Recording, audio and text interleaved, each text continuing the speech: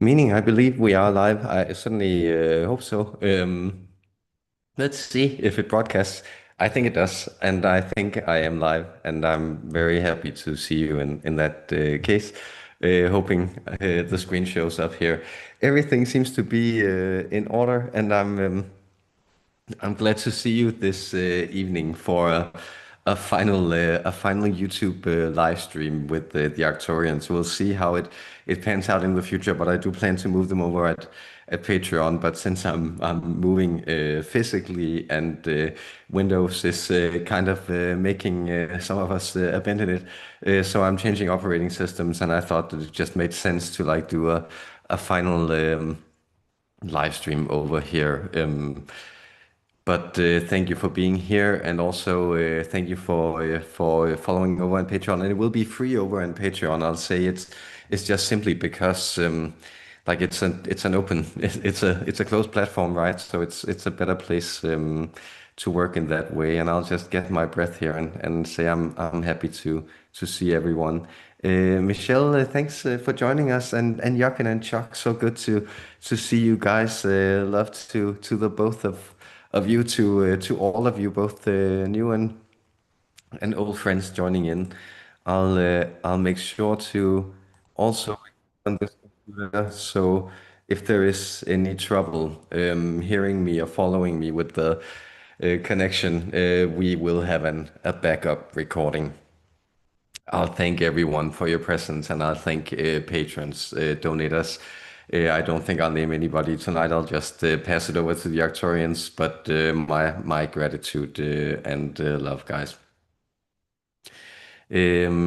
Yes, I think that's about it for me. So I'll shut up and pass it over to Umblam and the Arcturian friends who will activate all of you. Much love.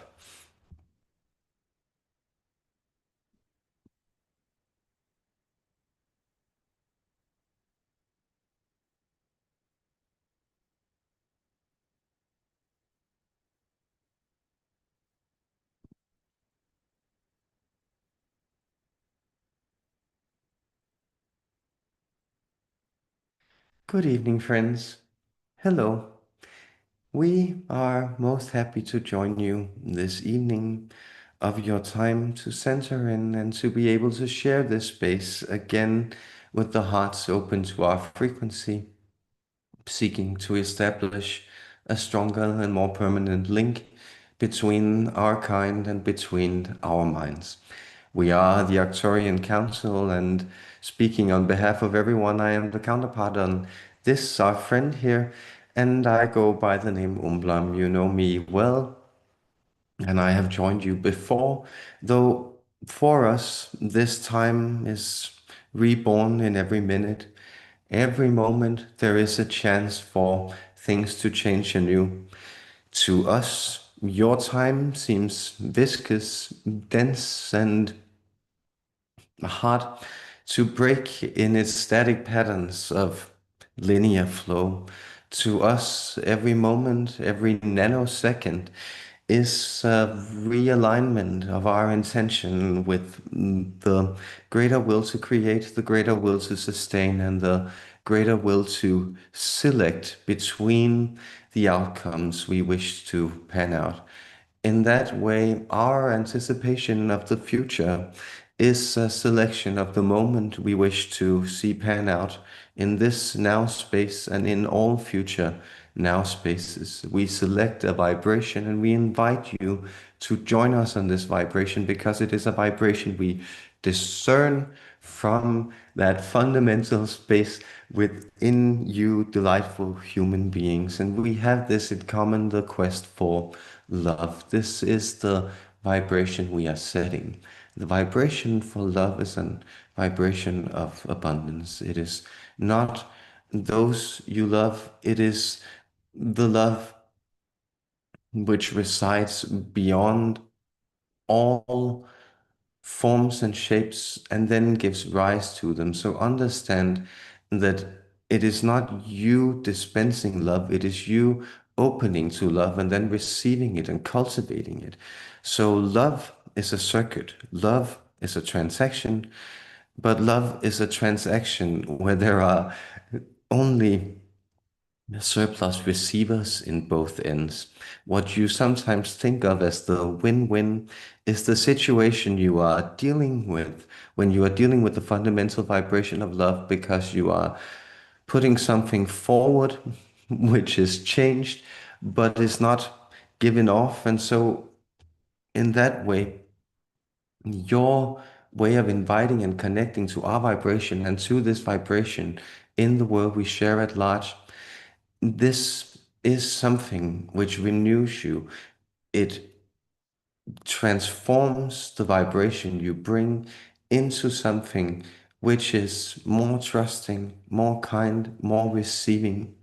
And then there is the challenge that this return you get, well, this also have an accumulative effect. And as so many of you have found, which we are addressing this evening, you will find that your vibration of love has brought you to a pattern of a type of stagnation, meaning that has begun to release many things, and now you are in a type of holding pattern where it seems as if the world will not keep up in its pace of manifestation with the invitations and what you have shedded, meaning that your vibration has been brought to a point where it is open to, let's say, the noblest sentiments of your heart.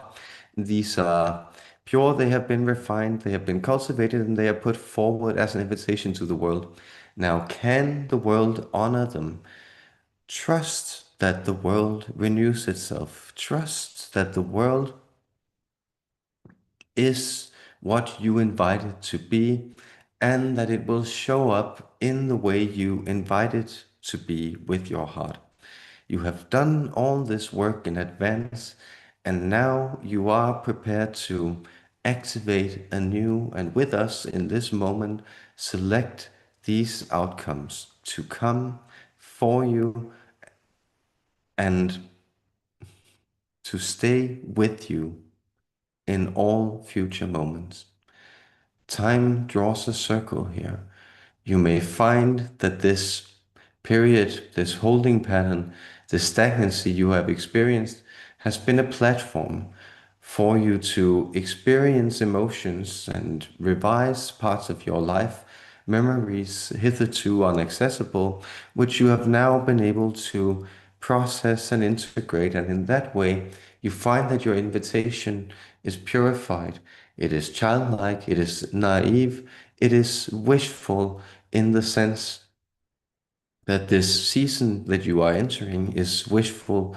It trusts that the light may come, and it believes that there is also pleasantries to find in this trust, in resting, also in the turmoil, in the release, in the darkness, in the gestation, and then in the light which grows. The manifestations, they arrive, you receive them, and with that, you are renewed. Often these manifestations are immaterial. We invite you to recount them in feeling, in your heart, and in your mind, to treasure this moment we share together. We are the Arcturian Council speaking to you from the ninth dimension, extending our unconditional love and thanking you for your presence. Blessings, darling humans.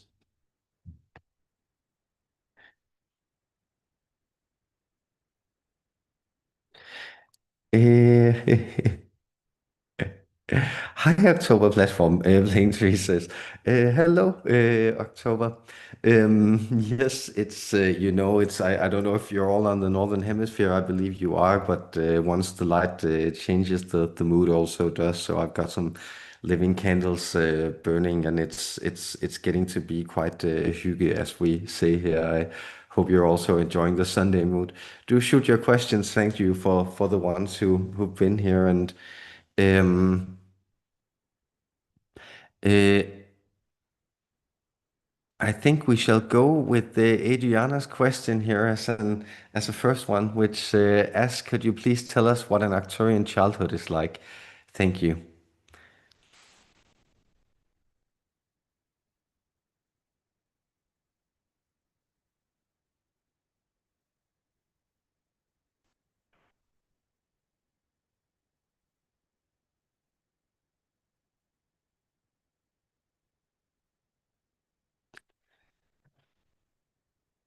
I shall speak of my childhood personally. I, Umblam, as I walked the earth and lived a life for 293 time cycles,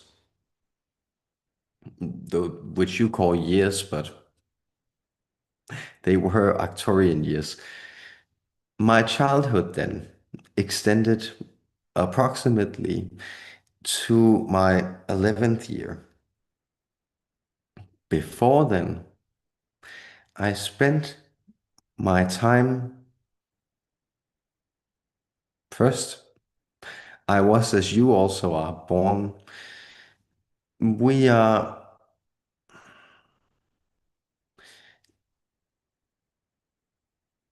born more of something akin to your cesarean. However, understand that is there's a type of membrane in the female member of the Arcturian species that is the one which brings the embryo to gestation. Though it is in our species a bit like your seahorses, in that it is actually, chromosomally speaking, the male which then performs this action. So this male female, the one who carries it to term, has a membrane in their body. And this is then hormonally thinned, turned viscous, becomes a quite of a it has a mucus quality. Um, we are sensing that our friend here is quite happy not to have the vocabulary to describe it in any greater detail because it is also, as you may sense, your childbirth. It is quite raw and physical, but what it does is that the child's come out far more fully formed. So you could think of it much as in your equine species, where they are ready to run and climb. We are also ready to move forward on two limbs at that point. And so we also already have self-awareness when we are born. In that sense, there's already been quite a clear communication between the host, the carrier, the mother figure. We will keep referring to this member of your mother. Just remember that our chromosomal structures are a bit different. So for that reason, we actually tend to have, let's say, a more communal function than in these childbearing years, where there is a lot of teaching already going on. There is a lot of discernment of the energies of the child which has arrived and is gestating within the parents, and then that is informed. And then when we are born, we in that sense already belong to something you could think of as a guild or a specified tribe, perhaps a union. This language is not very good to convey these words we sense. In general, you would have to go to your more, we would say, primeval or close-knit traditional family structures to find some words which will convey the sense which we develop to this group of people. So in that sense, I grew up among the sculptors of our kind. This is a kind of the Screen Actors Guild. Well, this is a kind of movie making guild. This is a kind of guild of composers or people who cultivate the ability to make music. And this means that our not only our knowledge, but our bodies are also adapted to this process. You are seeing the increment as this as you move into 5D yourselves, human beings. because you also find that as you are adopting more and more extreme reality tunnels, your diets and your way of carrying your bodies and the physical activity you perform also becomes that much more diverse, specified, and individual. And for that sense, you might see that this process carried to an extreme will also mean that people actually specify physically into performing certain tasks or living in certain ways. And this is specific for me. So my arms are very, very good at energy conduction. Like you, I also have two arms, but I have three fingers on each. And the one, well, on the side, are two strong gripping fingers with four joints, which are very flexible and can grip from each side. And then the third one can move and extend, so actually move in a circle of approximately 220 degrees down here from its center point. So it is a kind of three-pronged uh, finger development. But in my case, my fingers are longer since they are also better at conducting these spheres of energy in which we then make these composites of sound, of meaning, of sculpture, of movie, of narrative, feeling. So we are likening it to your technology, but we experience this far more synesthetically and holistically than you do. But you will move into spaces which are similar, though you are of course very different from us. So you also have different experiences and explorations of these visionary realms. So my childhood is in that sense quite dry, in the sense that we more differ by soul age than we do by children's age. So a quite peculiar arrangement that also has caused some trouble vibrationally for human beings. We sense from our perspective is that children which are very bright or have a very, let's say, very conducive to special types of expression or are very good at learning, they are brought into environments which are leveled on, well, strange qualities such as year of birth or approximate height, well, age, days alive, which to us vibrationally doesn't make that sense because we sense that some of these beings would be far better being taught by, well, elders who were their approximate soul age themselves, and other of these children would be far better actually spending far more time with animals, for instance, or outside or with inanimate objects than also being pushed into these boxes.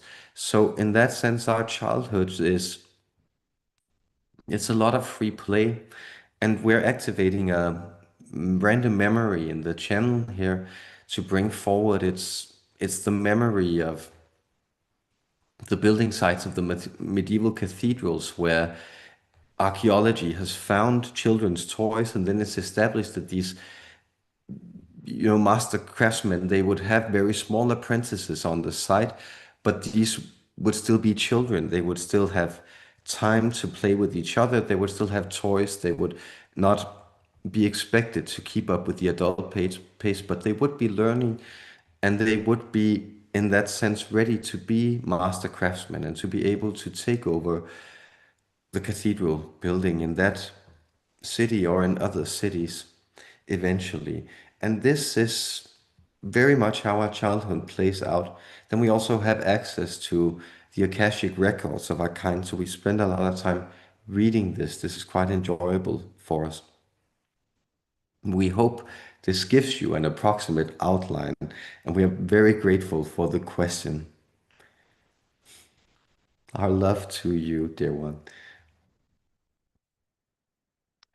Yes, thank you. Like it's just I get so many fascinating images when it's these questions are being asked, like where we're reading directly from the Arcturian records.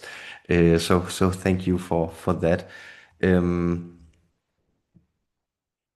And Sophia asks of a message from her guide Lars, who is a dragon guide. So we'll pass that on.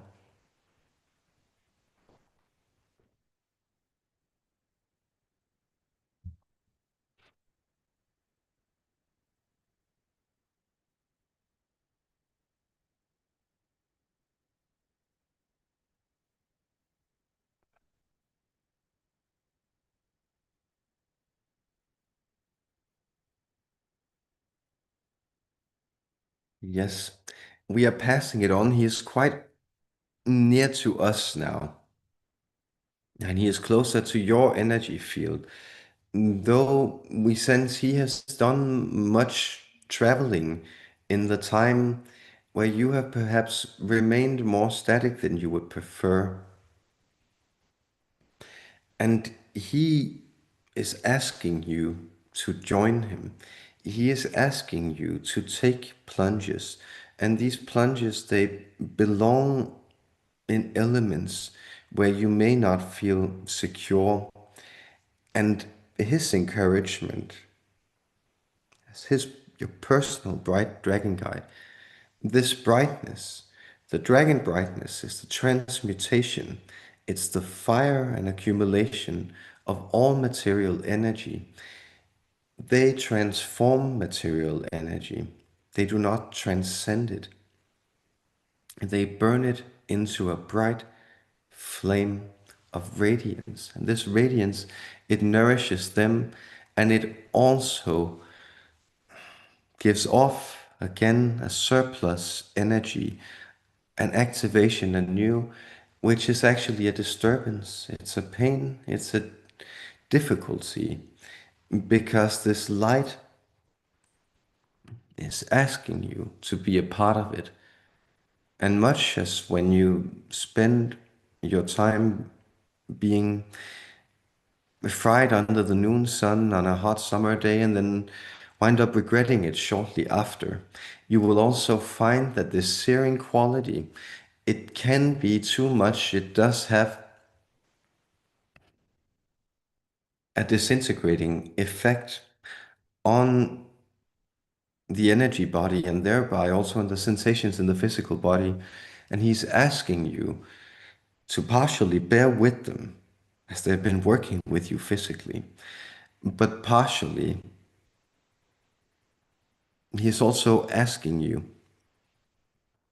to go with the prescriptions that you will be given now.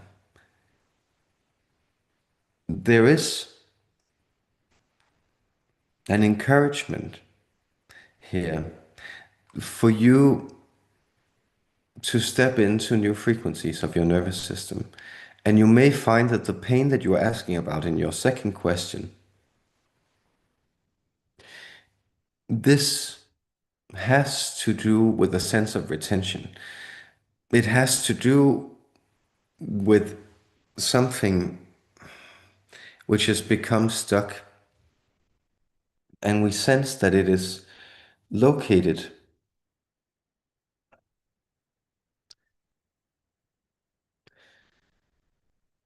we would say, approximately 7 centimeters from your right collarbone, extending right, and then downwards approximately 4 centimeters, and inwards approximately 3 centimeters. And this is essentially,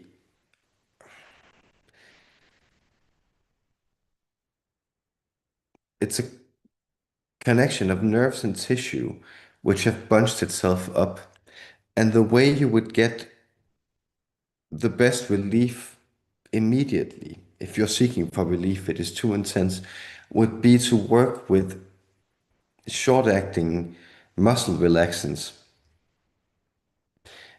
in combination with massages, with physical therapy.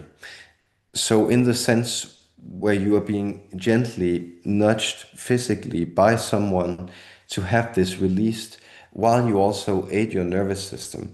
But we do sense that in this present situation, you may find that there will be such a relief in medications such as short-acting benzodiazepines that it might present a temptation. And for that reason, we encourage you to only use this process weekly and for no more than 3 weeks at a time, and then discontinue it for 2 weeks, and then you can return to it. But this is an immediate sensation. We sense that you may actually want to go the path of sensory deprivation, and lying in saline solutions, which are neutral and quite similar to the Dead Sea. You might even want to take a trip to the Dead Sea itself, but floating and getting in to these spaces of very, very physical evenness. These are things which would help you reboot and reorder your nervous system. And this is to, in a sense, also repair that crippling pain, because he's returning now, last, to that image of the searing sun. And that's the sense that if you become sunburned, you also have to stay in cool environments. You have to stay in the shade. And this is a kind of energy shock. It is a kind of mental, spiritual shock. It's something which has dislodged itself and then has become lodged again. And for that reason, you are invited to gentle nudging. And these are some of the techniques and prospects he's suggesting. So we pass that onward from your personal guide, and we second that with our love and our blessings and our healing.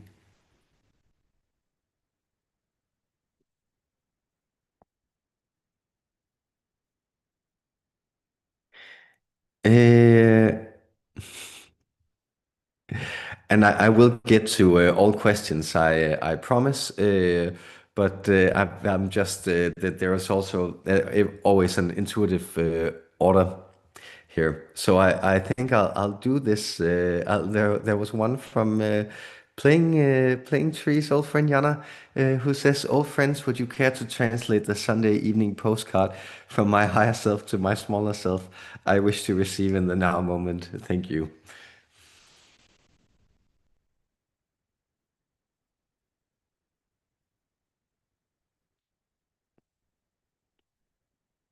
Yes, we extend our gratitude for that sweet image, also our old friend, and we would like to give you this postcard from your higher self. And it says, "Do come play with the trees. Do remember that these names, identities, whims, and fancies which overtake you, they are in a sense all messages from parts of yourself. And as you grow older and wiser, you become better at discerning which ones are good and healthy and happy for you, and which ones are perhaps more difficult. And your higher self is saying you needn't worry about the messages so much. You need to follow your impulses a bit more, and remember that the trees are playing inside you, in the sense that there is a forest inside you of living vitality, of wonder and mystery. And that goes for our friend Yana playing trees, but it also goes for all of you, that you contain these very unique galaxies of energy. And just as you all sense that there is a deep living energy in woods, and especially old woods, especially woods which have been left to also adapt to themselves, so to speak, well, they contain an energetic richness which is very wonderful to enjoy for beings who step into it.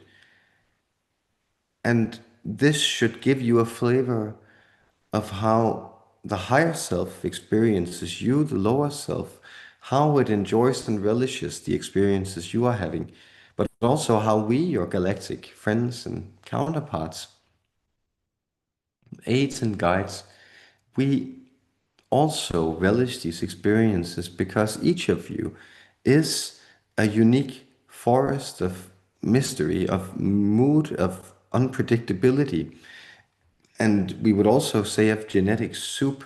So the ethereal mutations taking place at in humankind at this moment are many, and you have also not yet quite to crack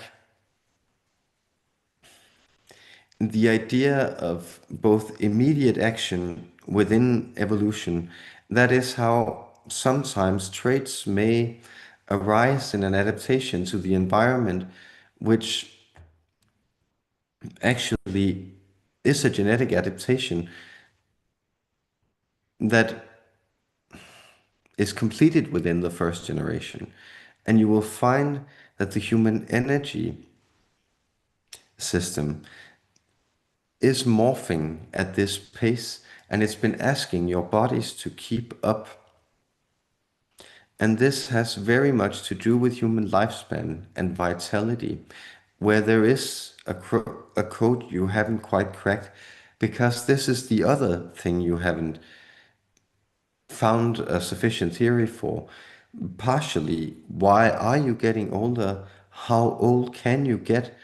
And what is the purpose of you getting older in the strict material sense of reproduction and survival of the fittest? Because in that sense, your age serves a different kind of evolution, which is not as much evolution as it is what we call ascension. And this is the transformation of you into energetic beings, which will ultimately dematerialize. And this will not happen for any of you in your present shape, where you also are physical. But this will be the ultimate process that you undergo. And we know we are veering a little off course here, but it's simply to delve into this fact that we want to remind each and every one of you, if you also feel that the world is a little strange and that you're getting older, that life seems to partially stagnate, that there is a richness to it which is relished by your higher self, by us, and that you should also pause and enjoy, because this aging, this refinement, this quality of wisdom increasing, this is the path of ascension itself, and this is inherently joyful, though it may not always seem like that. So, with love from your higher self to your lower self and to everyone, this love, it is extended and shared. Thank you, dear ones.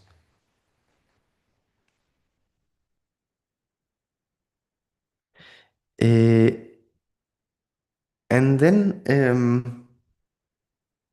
Michelle Galvin asks, I'd like to ask, now that I completed my first mission, what do you foresee in my future mission? Interesting. Let's see what they say.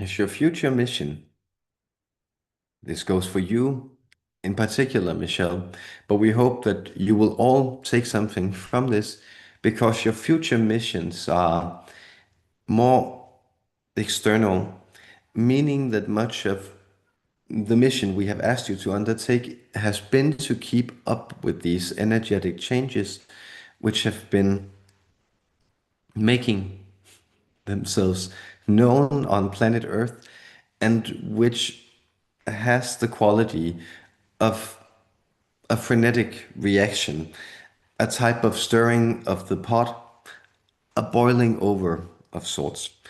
And much of your previous mission has been the anchoring of these energies in your physical body, but also for others. But you may sense that, well, where we could characterize this first mission as a type of holding space, we will characterize your next mission as a type of creating space.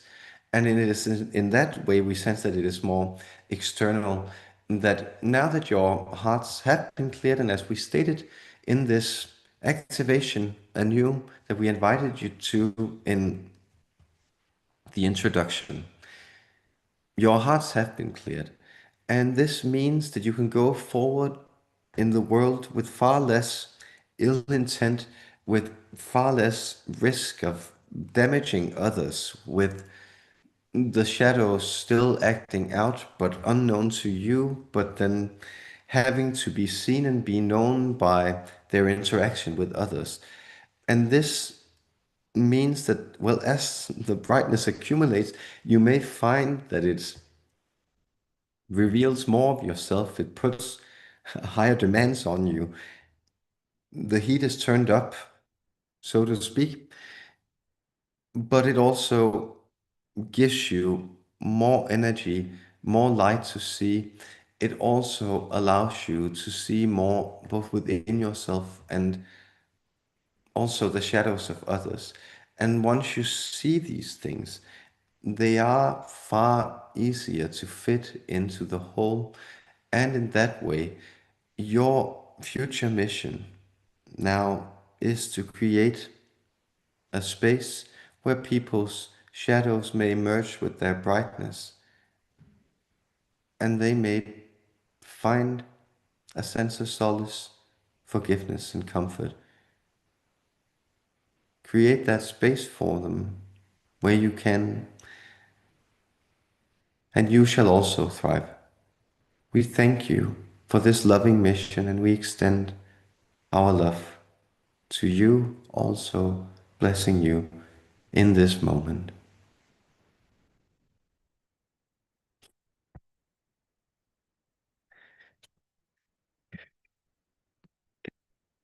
Uh, and Adriana asks, what do Arcturians find humorous about humans? What a sweet question.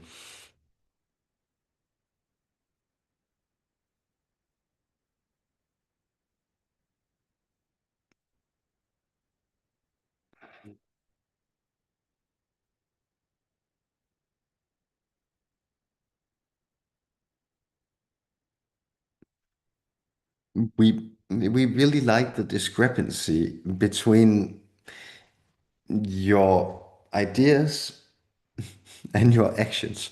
So a thing we find very endearing and that dare we say comical is the way that you all have very dramatic notions of yourself.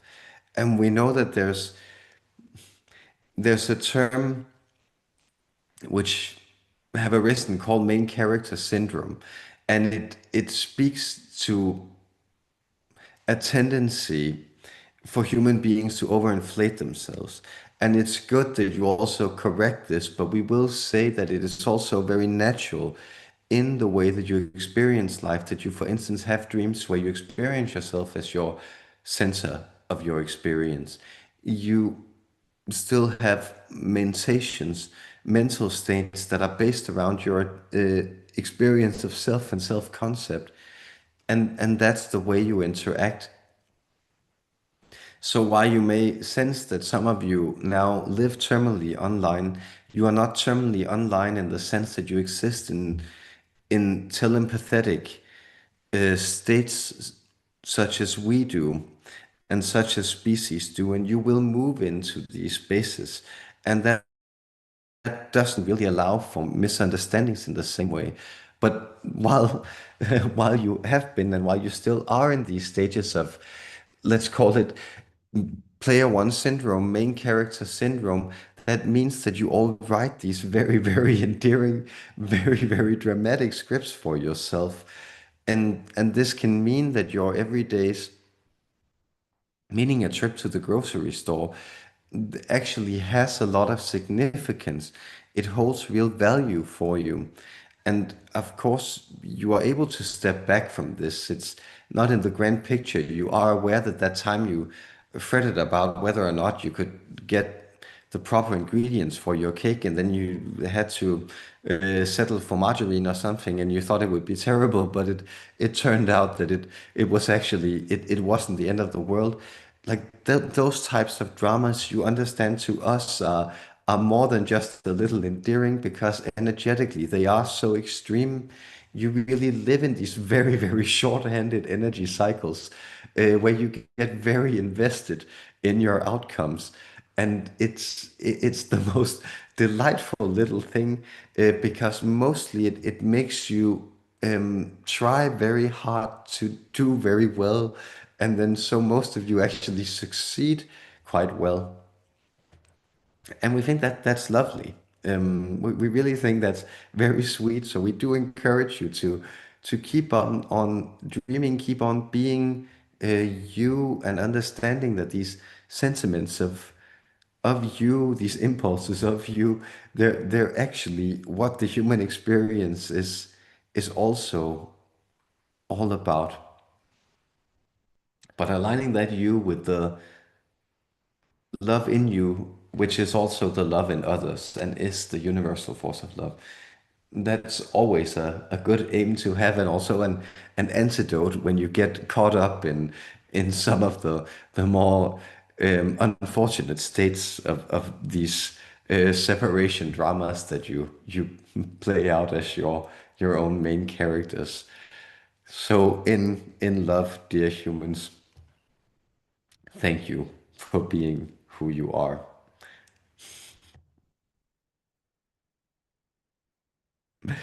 And Jürgen asks, what's a black hole exactly? Thanks.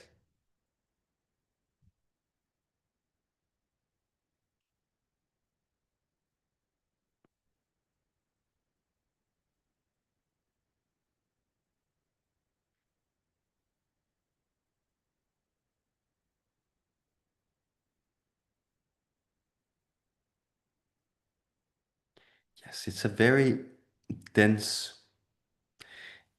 gravitational object.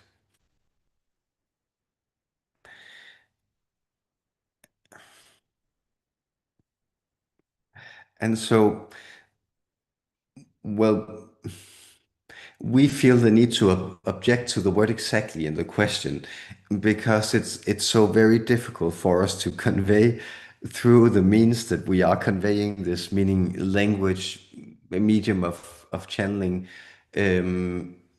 simply the human receivers, to explain what it is precisely. So we will give you the information which is relevant to you at this moment. You have different theories of how the universe will play out and end, but one of them says that the universe tends towards these more stable, more massive gravitational objects that you also find in neutron stars, for instance, but certainly in black holes.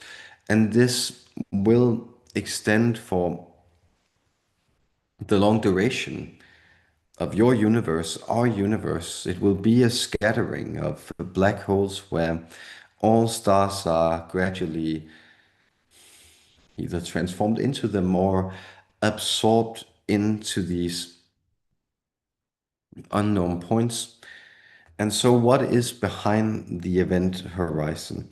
Well, behind the event horizon are places where new natural laws are gestating.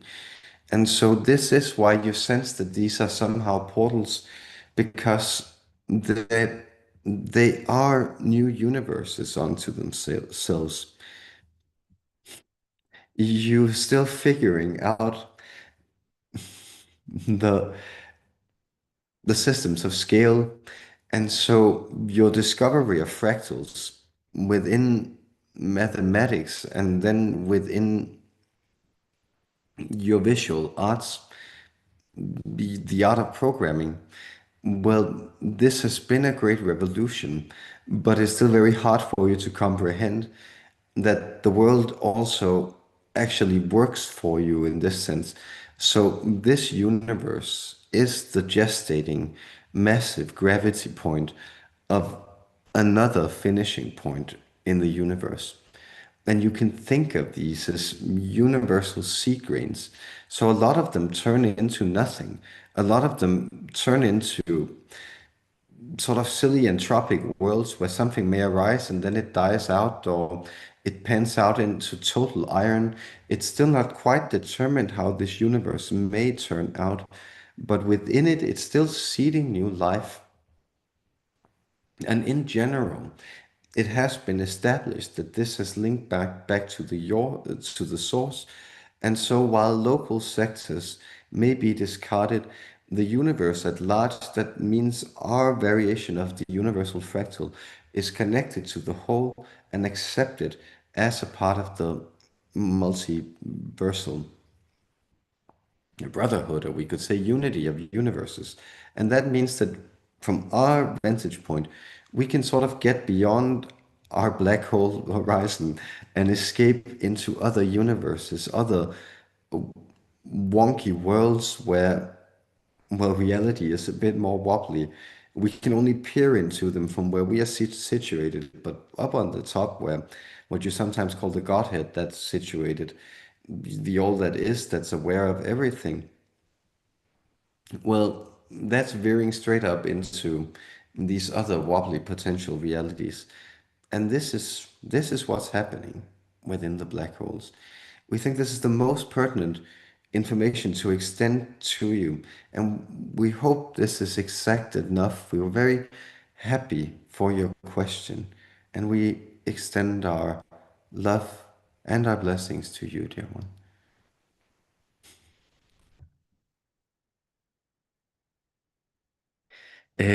I'm also really at some good questions tonight. I'm really getting around visually in the channeling universe out to the universes and into some Arcturian memory banks and stuff. It's been great. Um, uh, and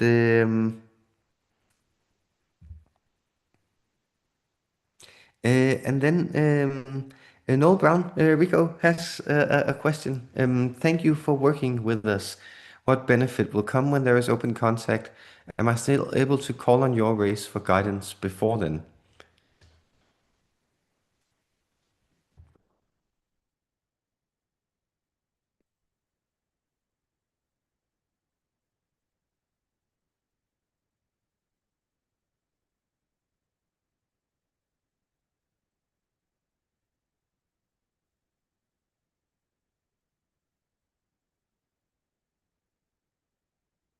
Well, yes, and we thank you for this question.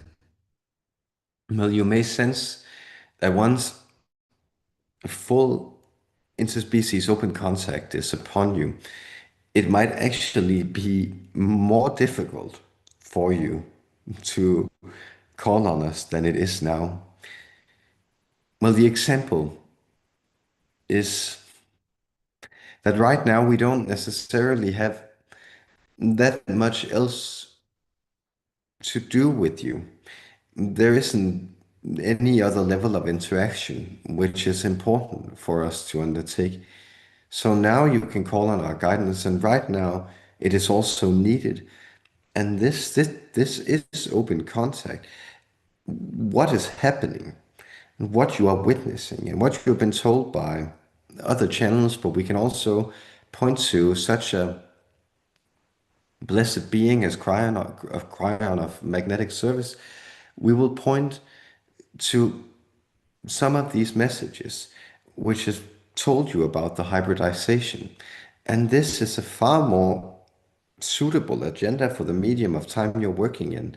And these rapid shifts, you tend to do very poorly when the boogeyman turns up, and often your first instinct is to club him to death. We might just remind you.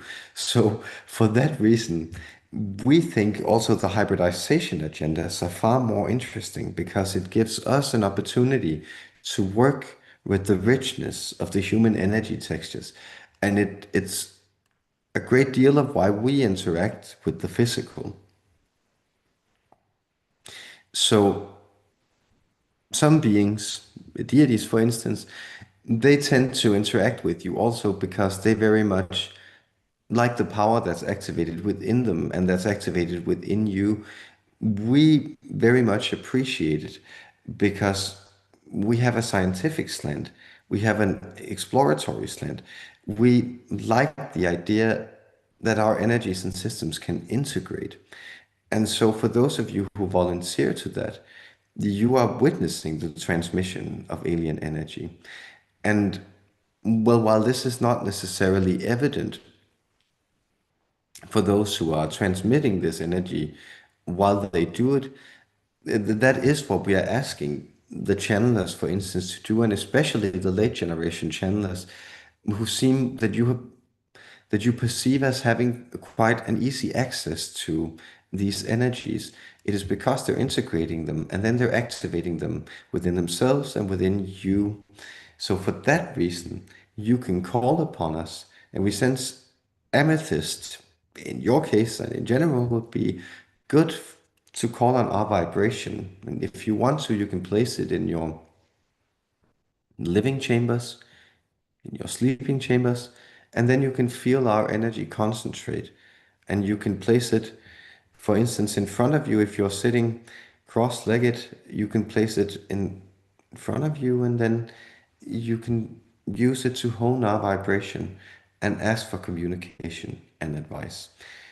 So a lot of contact is gradual, and then all of the sudden, it flips. And it is that way with most things. So people don't wake up one day and thinking, oh, now it seems that now I live in the modern era. Now I don't live in the Middle Ages anymore. That's something like gradually people experience the world changing around them, and then all of a sudden, maybe a lifetime, two lifetimes later, it becomes very noticeable that it's very different from the place they were earlier. And it's the same thing with open contact. So you're seeing this take place very, very slowly. But then at one point, you'll go around and then say, well, it seems that now there's so much of it that it can't be denied. And then there will be so much of it that it can't be denied. It'll be everywhere. The landings will be there. And maybe we will even get to shake hands, not me personally, but other hybrid friends you may have, for instance. Nudge, nudge, wink, wink.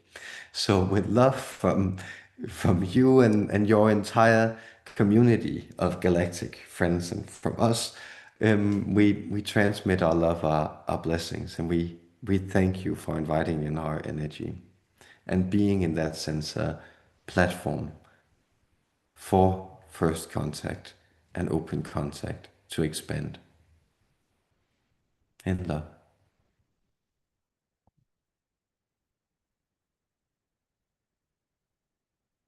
Uh, I get so chipper, I don't know, from channeling, but maybe perhaps especially the Arcturians.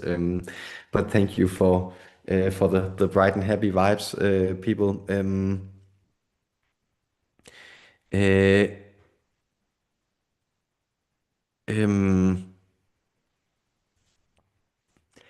and again, and then Angel Wing says, "Love, love you all. Love to you, Angel Wing. Thank you for that."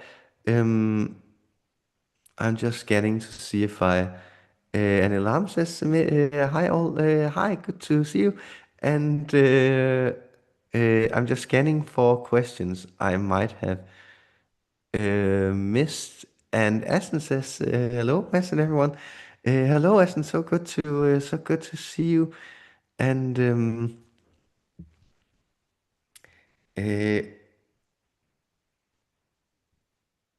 uh, yes, yes, good. Here we are. So, so Michelle asks, "Thank you so much, beautiful soul. I love listening to you and your connection. Thank you. I'm wondering if you can ask more about Mount Shasta or specifically McLeod, California."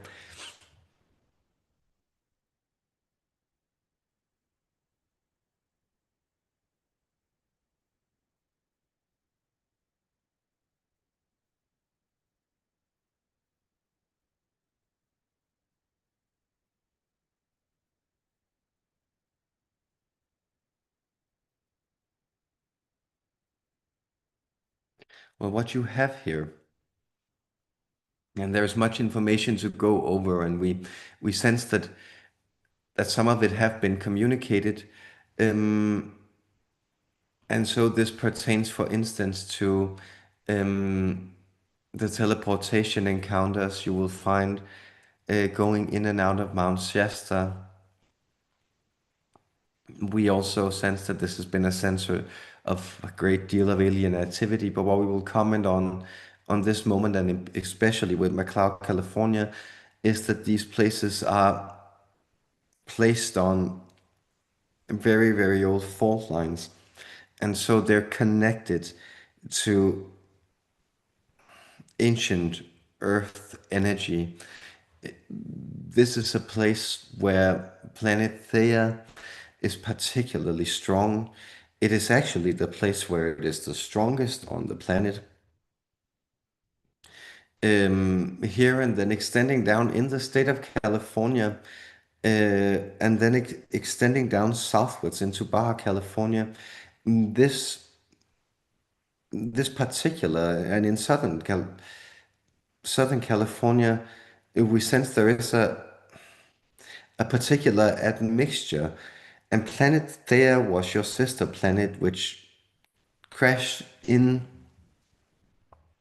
to Gaia, and then reshaping it also gave rise to your satellite, the moon. And so this was necessary for life to happen. But much like the moon is also made of a type of mysterious material which has a quite different vibration, and there is therefore also tends to break up Earth's energy grid and also invite some of the energies which were different in the past, and therefore invited, let's say, more magic frequency bands of planet Earth, of the reality grid itself. Well, this is centered especially around McLeod, California. There is a special rift here, and we will say that the admixture of Theia is particular in the southern parts of the state, but we will say that around Mount Shasta, you will find that the opening to the rift of the core of the earth is stronger. And this is why this feeling that Gaia speaks, that she's inviting in and allowing also very, very different densities and realities to overlap and intercede. And you may find there are even time pockets here. So a sense of haunting is not uncommon if you find yourself in McLeod, California.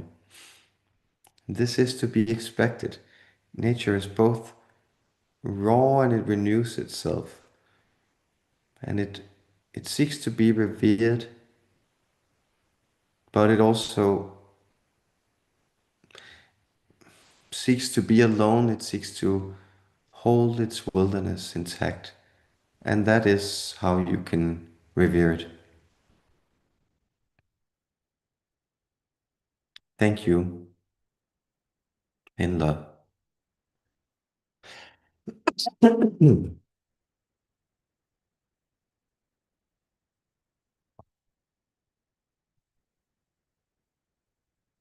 Um,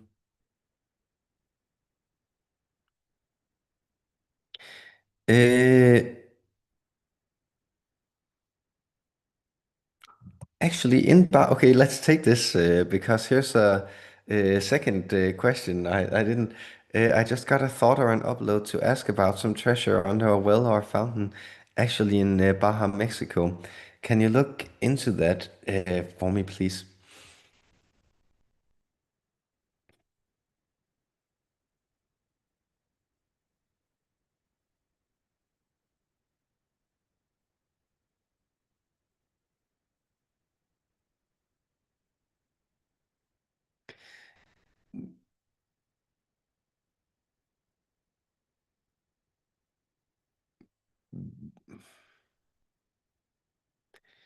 We believe it's directing you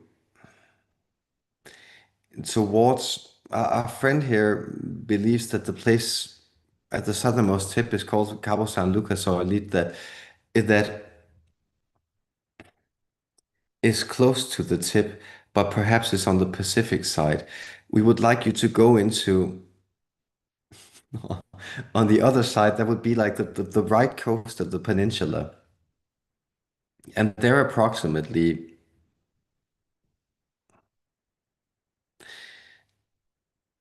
so moving from the southernmost point and then upwards, you will find a city of some 7,000 inhabitants. And that will be, oh, and we are adjusting to it. We send you, you enjoy miles in that part of the world. So that will be approximately 40 miles up the coast from the southernmost point on the coastal point of Baja, Mexico. And there we sense there will be a fountain painted white, which you may explore for treasure or gold. And we encourage you to not think of this literally, but be open to explorations because it is a way to lure you there, just as, well, gold did lure a whole lot of people to the New World, didn't they? And then they found other kinds of worth once they were there, and were generally let down by the promises of mineral wealth.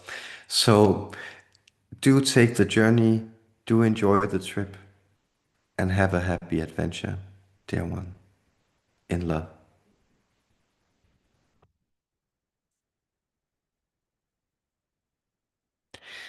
I just love Mexico so much. Can I say that? I just think it's one of the most fascinating places on the on the planet. I know like Americans sometimes tend to rag on it and maybe connect it with Cancun, which kind of objectively kind of like is very like touristy, sucky, right? But I'll just say that it's a very delightful place with a lot of spectacular scenery and history and food. So if you need to also change vibes a little bit these days, feeling like it might be a little hectic where you live now, then and you can go to Mexico, then I encourage you. It's a lovely place, and the locals are friendly and sweet and everything. So that was just a love song for Mexico from from my end, and then let's do some more channeling. And I'll just uh,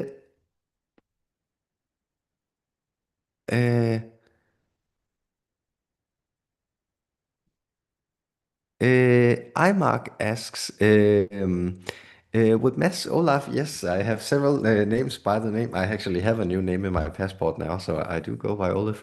But you can call me Mads, as we say in Danish.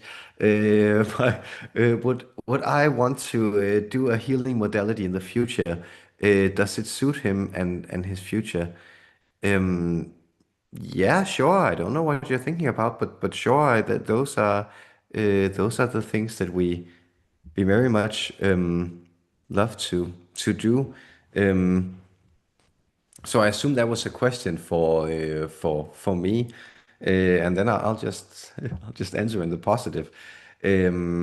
And the healing modalities with that, I kind of understand, healing energy transmissions, focusing all all that stuff that can be quite powerful, and I'd love that. And then yes, so do reach out if that's the thing. And then Asen says, Uh, yeah, guys, yeah, I do offer personal services, of course. If there's anything you find is more pertinent, you can look rates up and contact me through the homepage, Oak Oracles, and the links are at the bottom. But do shoot your questions here. This is often, a very potent space in other ways because we're also concentrating the energies, several of us, so it becomes that much more powerful a grid in some ways. And then Asen asks, most of our life is a repeated occurrence of what seems most rational and logical, and seeing my future as a continuation of this process doesn't make it appear very admirable. Why live it's a very good question. Also, like an existential question.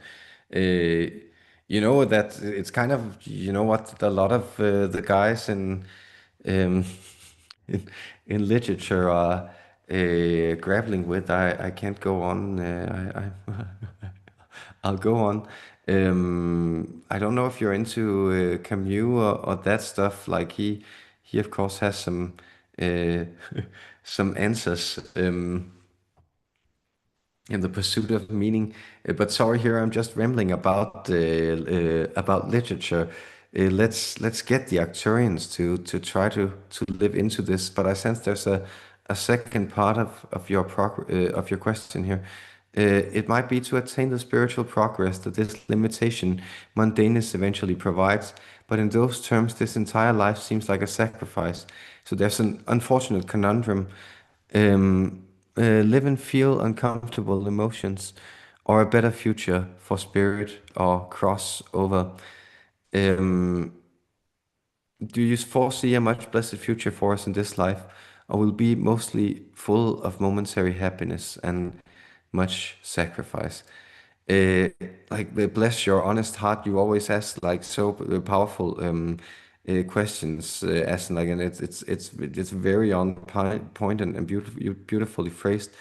But of course, it's if to to be or not to be, like, whether it's no, nobler to yeah, to suffer like for, sorry, I can't remember it now, right? It's the outrageous links and fortunes, and or you should just finish it right now. It really is the very central question, so thank you for putting it in those rich terms. And then let's see what the Arcturians say. I'll just concentrate on this one, because it's a big one. It's essentially the meaning of life.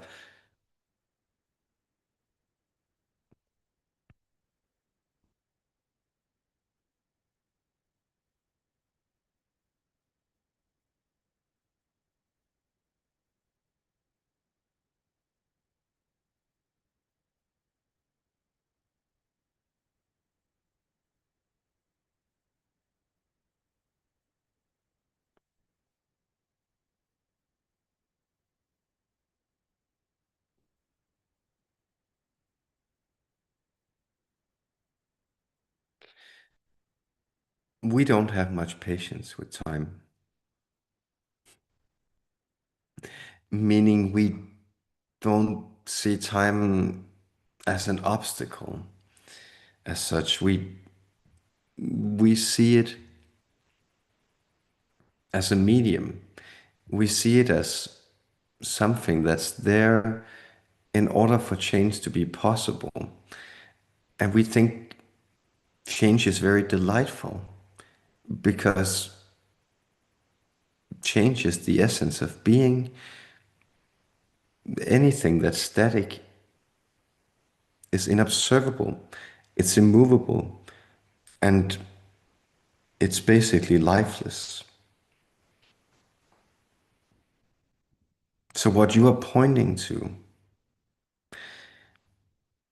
as the conundrum of existence. It's a duty, sacrifice, struggle, disappointment, interspersed with brief respites of hope, of joy, or of reward, but ultimately futile and meaningless. This is where your exploration of the fourth dimension took you. And it's supposed to take you there. It's a fairly grim place because it's the edge of the cemetery. And where do you go from there except down into your grave? And so the question becomes why, when you can prognosticate, when you understand how humans are, how life normally turns out, then why should you complete it? And we will give you the spiritual answer first, which will not satisfy you. But the spiritual answer is that this is just a very, very temporal glitch. It's the curve, it's the ripple of wind that moves across the wing of a butterfly as it flies one step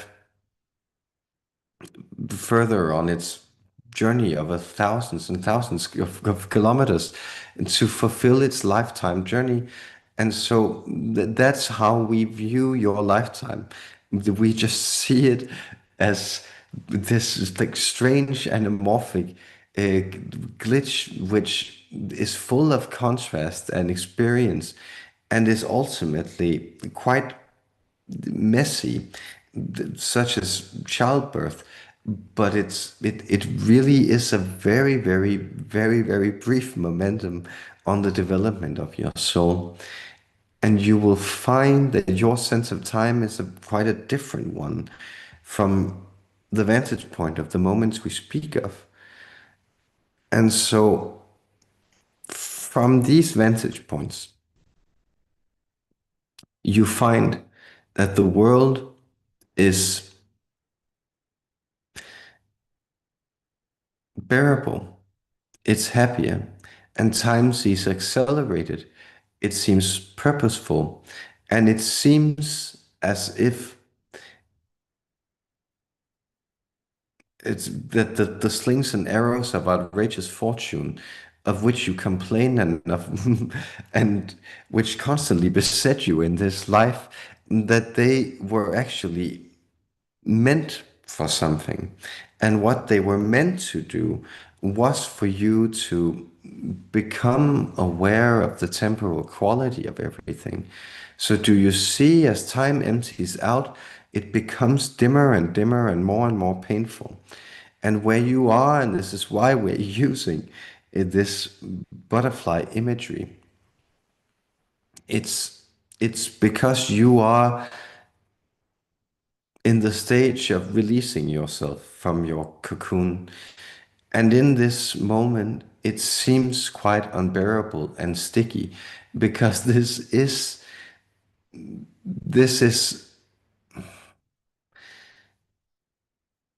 still a kind of death throw. This is still you feeling as if your wings are constrained by the the sticky and amnesic narcotic substance of matter, of the world, of mind, and of all the sin which this world contains. But what you are and what you are experiencing and where you are heading and what you are reminding yourself by checking into these things is that your vibration is already there. It's already there, living the existence of the butterfly. And the existence of the butterfly is also a precarious one, but it is not a restrained one. It is not held back. And there are miseries for you to experience in this life to remind you of how much good it can also contain when those things turn and shift around. And there are also miseries in this life to remind you that the temporal plane is one of utility and that your striving will, its ultimate purpose is to cease and to transform into an acceptance. And in that moment, that which eludes you, the hope which you find is lacking, shall return, that it is there in your heart. And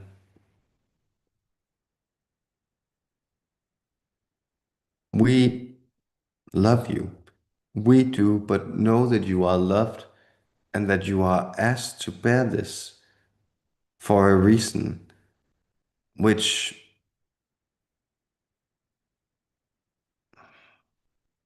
extends itself into other lifetimes, but also into significant things to come in this lifetime.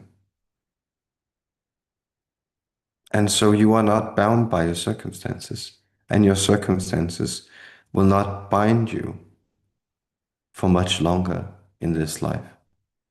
And do not think that it is life that you do not want, but it is a life that resembles death that you are renouncing. And when that, the life eternal shall find you already in this existence. We love you, you are loved, and you are blessed. Dear one, we are with you. Farewell for now.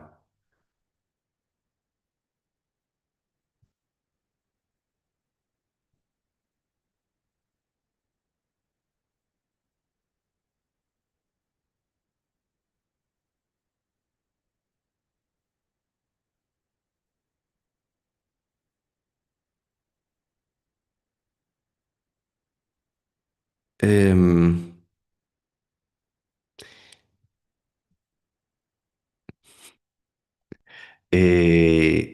great existential existential novels. The Brothers Karamazov and the one that came before. It's sometimes called Demons or uh, yeah, that's a very good one. That's right. Like he deals with the question of suicide and purpose and redemption in the face of a lot of grim Russian misery.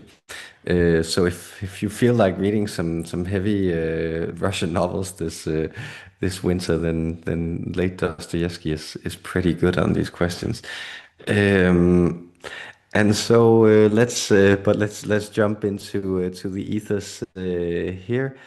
Uh, I think there was one about some.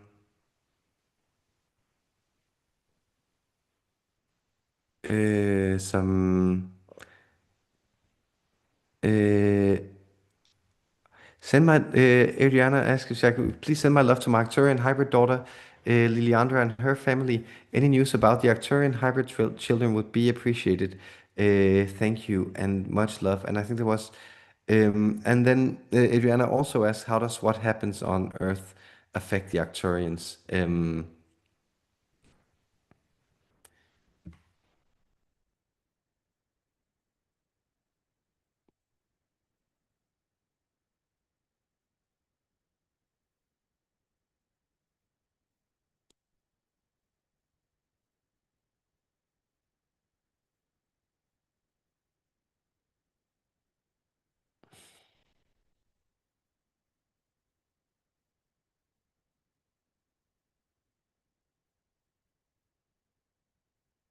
Yes, your love is passed on, and Liliandra says, hello. Well, she and the other Arcturian hyper children have grown into, we would say, stages of completion. So there are both alternate timelines running, such as you also know from other hybrid programs. There are other realities, other Earths where these implementations are already far and wide, but there is also trajectories for this reality to expand. And you may sense that, well, if there is this very bright, uh, wide vibrational aspect of the planet available, then why do we choose to interact with this one? Do we simply interact with all of them, or are we particular? And what happens then if we do not invest our energies correctly?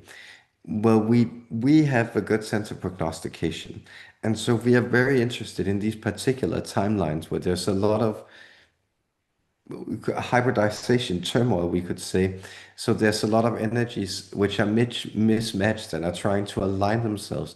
This is a very fruitful place for us to understand, and it's also quite interesting in, well, what we could say upper intelligences, which are more 11th dimensional in their range and interested in universe creation. Well, they're interested in these aspects of volatility colliding with harmony. And this is a lot of what we're interested in planet Earth. Also, we find the spectacle slightly amusing. So there's always that we actually find humans quite amusing. Um, and I know that even though reality is very wide, it is usually just as you much enjoy looking at silly animals, um, because especially when animals seem to display anthropomorphic behavior and have these traits which you associate with human-like or higher order behavior, it triggers all kinds of feelings of warmth, of humor, of fun within you. And we have it a bit with ascending species on especially this scale of moving into the fifth dimension and fourth and fifth dimension up. Fifth dimension is also quite hilarious because that's often a point where you'll do very, very stupid things as a collective, but you'll be allowed to learn these lessons. So fourth dimension is also quite sheltered for the level of extraplanetary damage you can do. But fifth dimension, well, have you considered what will happen once you begin to send mining missions to the moons of Jupiter and detonate things that you aren't quite aware of and starting chain reactions in the solar system that you may not be quite able to control? Things like that we find very amusing, and that is also why we are to some extent encouraging the show to go on, because we actually we we enjoy the volatility of it. And again, things aren't as dramatic for us as they seem for you who are caught up in the drama of life and death, because that is, we are aware, also often very difficult. And so we thank you for keeping a good cheer through these both difficult experiences of ups and downs, and for the duration of your stay on planet Earth. Much love and many blessings to you, both to Adriana and to everyone, all humans.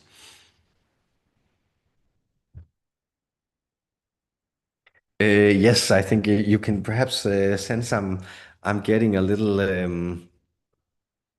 foggy here from all the channeling, so no further questions. But I think we can definitely take the ones who are here we haven't got around to. Angel Wings asks, first, love to express my love to them and ask what they think about all the plasm dragons around me and if they're safe.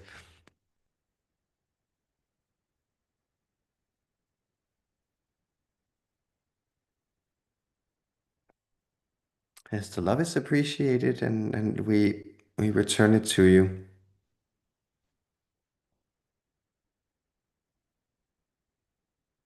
Yes, we sense. We are glad you ask in the way that we sense that it might be good for you to sometimes take a rest. And that's a general encouragement to all of you.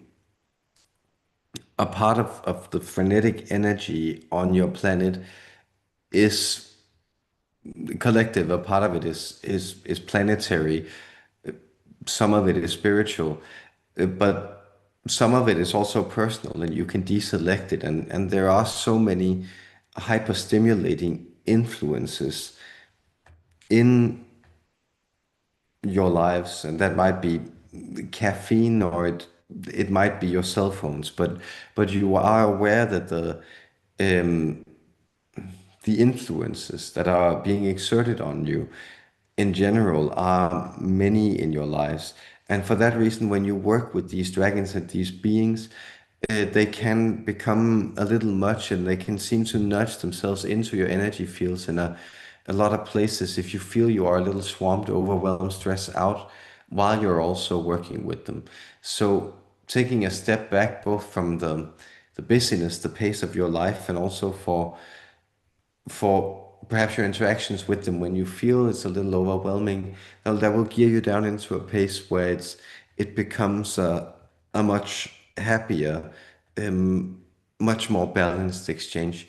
So, and we sense it. This is not necessarily a problem for you, but it is an encouragement. And in general, you can take this advice, all of you, in working with these realms, that the more you slow down, the easier it is also to adjust to this energy and to take it in and to listen to it. We bless you and we love you. Um,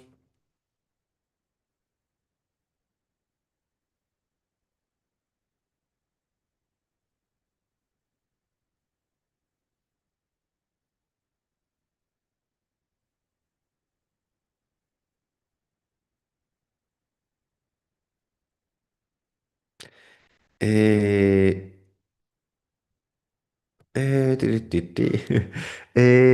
Elam asks for guidance on her path. So let's see what they say.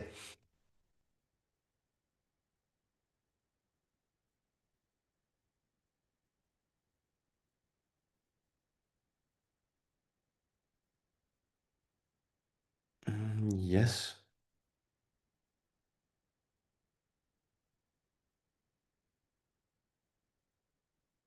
Well, we sense that there's a seesaw here, and you're in the middle,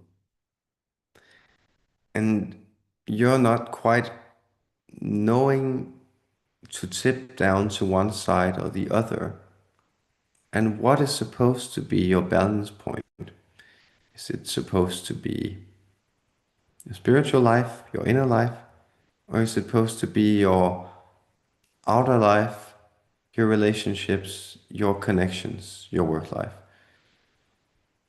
And you might sense that this process, it's making you a little seasick because it's bringing you out of balance. And so it would be very helpful for you to retreat into one of these modalities and surrender yourself to it, and then to know that that one will ultimately be in service of the other. So if you choose to focus on the more mundane side of reality, you will find that this will be a type of preparation for spiritual work.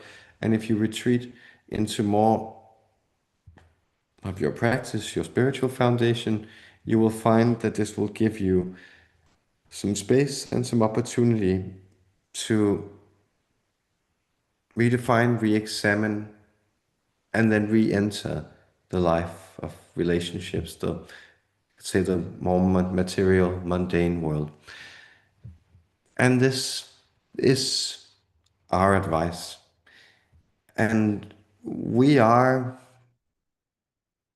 and, and we apologize for this because we know this is what we are so often being asked to do for human beings is to help them make a choice because choices are very difficult. But we are loving beings and we respect your free will, and therefore we can only support you in making choices. And we can guide your paths, but we can't steer it for you.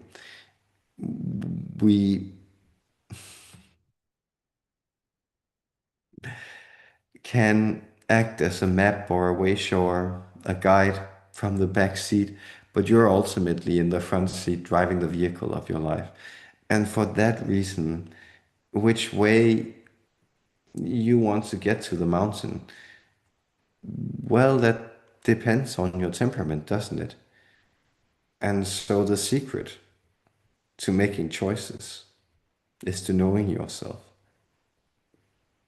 And the secret to knowing yourself is to place yourself in situations where you don't know who you are and then experience yourself having those realizations, adapting to it, being someone in that unknown. So good luck with that and do enjoy the excitement of it. We love you and we bless you, and you are guided on your path.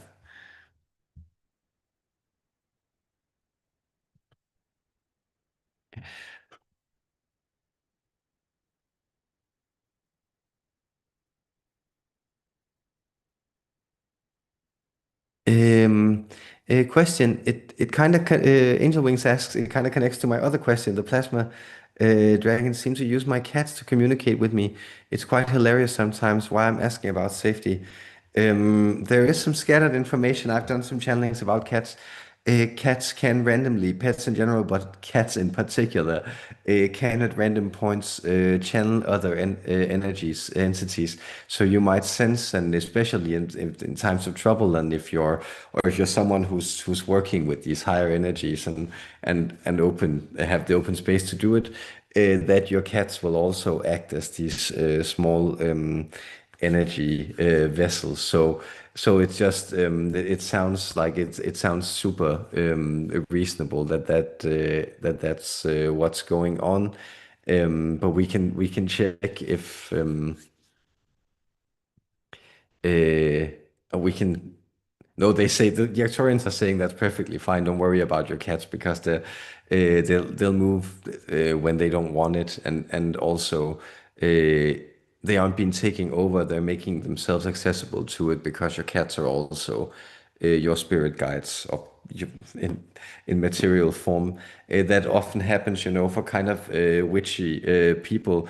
And as I'm moving more into a Gargamel phase of my life, I'll be sure to catch those Smurfs one day. But that sense of having like a magic companionship in your cat or your pet or something, and kind of living that life that really is a thing for people who connect to these energies and realities.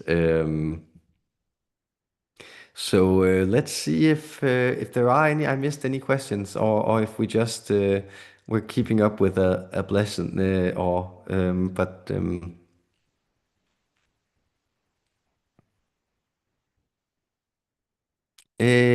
yes.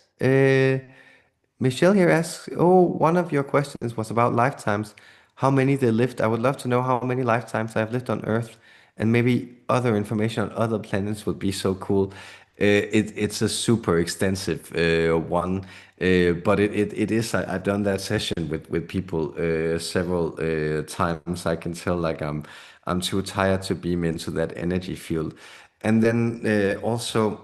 Um, Lifetimes on Earth, it makes sense for us in the 4D sense where we experience ourselves sequentially, but it is actually like a vibrational spectrum. So it's kind of we're actually having these things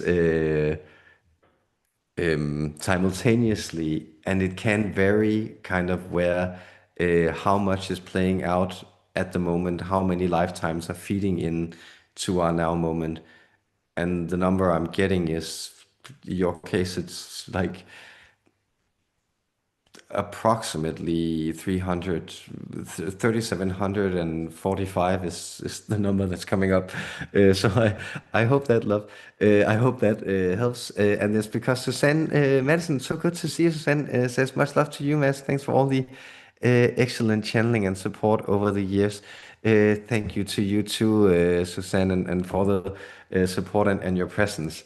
And guys, it's like after I've done this for a long time, it's just so good that there are still many of you who also enjoy checking in with this, and it kind of it's been a great affirmation for me and all the strange turbulence that's been going on. Connecting with you and knowing that you kind of also enjoy returning to connect to these channeled energies and sessions. Um, so I think I got all the questions. I'm pretty sure there is one more. I believe at least uh, one more, and that's about the Buddha. And I think that's a good question. So Adriana asks, um, uh, what influence or interaction did the Arcturians have on Buddhism in human history? I heard the Buddha Green Terra was an Arcturian. Many things.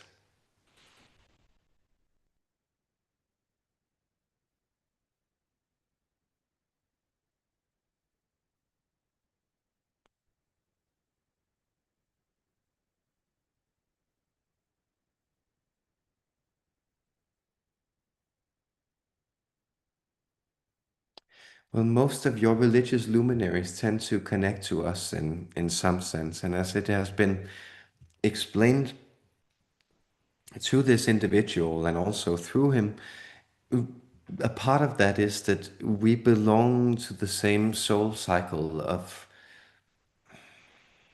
humanoid creatures within the Milky Way galaxy. So there are 12 of us in our lineage. And we especially, we all have different themes, but we especially, the Arcturians, we are the keepers of faith, of religion, and of pure spirit merged into matter. And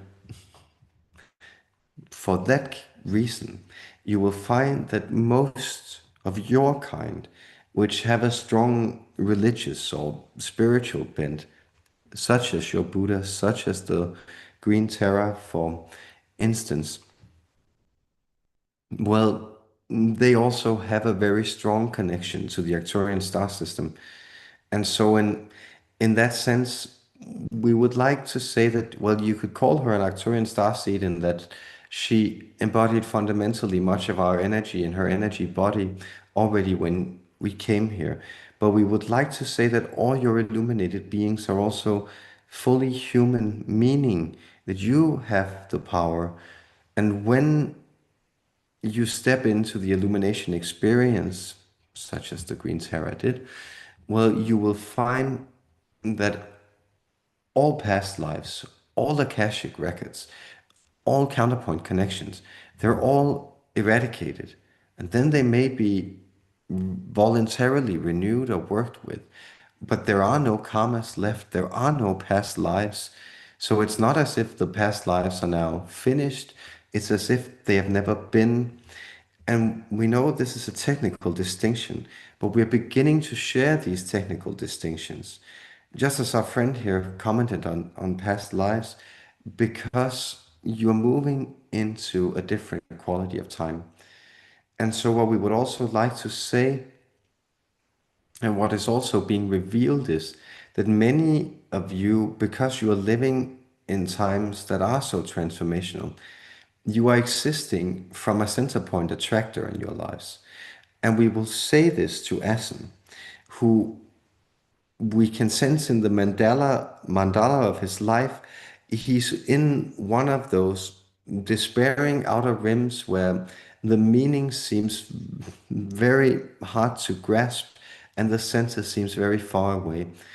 And what we can say is that this disintegration is a symptom, it's a direct result of the vibrancy, the attractor of the central integrator in his life, which is a center point of rebirth, of renewal. And you will find that is this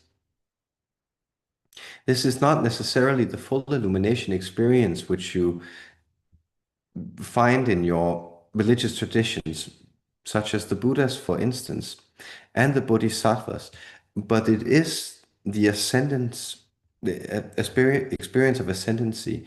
It is this moving and merger into the fifth dimension, which is a far more joyful world of remembrance, of recollection, and of connection. But you need to finish your experiences in the 4D. And the 4D is something which culminates in its own dissolution. And so notice that you are also beginning to create external systems which are potentially eternal minds. And this too shows you that time itself is changing and you are changing with it. So we hope that you will find that there has been a seed sown, there has been grain of remembrance planted, and it will sprout into full fruiting tree, a full, sustained, durable, bearable life. So while you might sense that energies now are brittle, it is because they are breaking on what is more solid underneath. And what is the most solid force in the universe is the eternal force of love, the surplus force of creation. And may we all reside in that.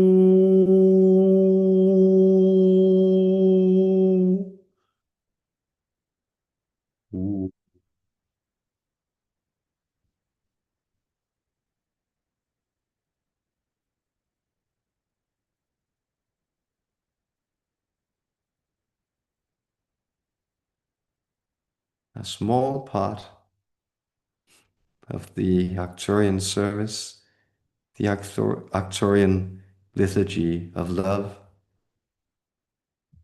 an incantation, an invocation of the universal web, the thing which ties us all together. It has been here this evening.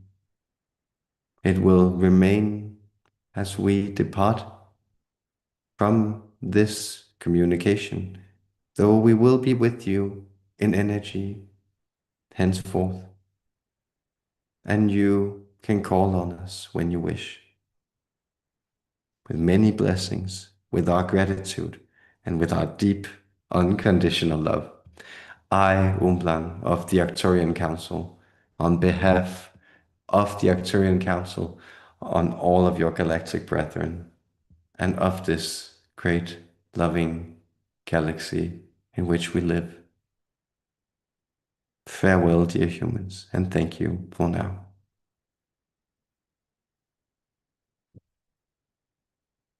Yes, that was the Arcturian Council. Thank you so much for all the love and energies and stuff.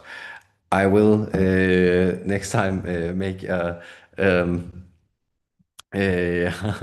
I'll make the threads real and move it to Patreon, but it'll still be free, and I'll probably also share it over here. But do consider joining us over there too. And thank you so much for joining in tonight, guys. So much love and have a lovely Sunday out there.